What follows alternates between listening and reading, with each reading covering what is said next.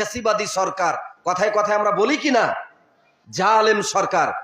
কিন্তু সবচেয়ে বড় জুলুম, সবচেয়ে বড় অত্যাচার হচ্ছে যে শিরক করে। 100 কোটি মানুষকে হত্যা করে যত না পাপ হবে, লক্ষ লক্ষ মানুষকে জেলে ভরে শাস্তি দিয়ে যত না পাপ হবে, আল্লাহর সাথে যদি কেউ শিরক করে তার চেয়ে বহু গুণে বড় পাপ হবে এবং আল্লাহর সাথে এটা জুলুম করা হবে।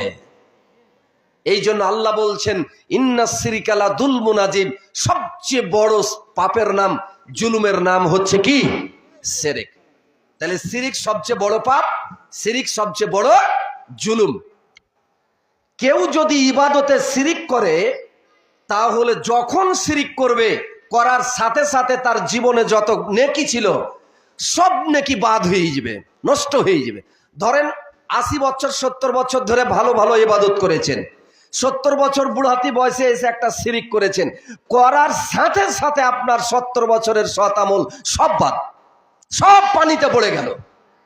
তাহলে শিরকটা সাংঘাতিক না? সাংঘাতিক একটা পাপ। ওই যে অজু করলেন, অজু করে জায়নামাজ নিলেন, দিয়ে নামাজ শুরু করলেন, 1 রাকাত হয়েছে, আর 1 রাকাতের বলা ঠুস করে বায়ু ছেড়ে দিলেন।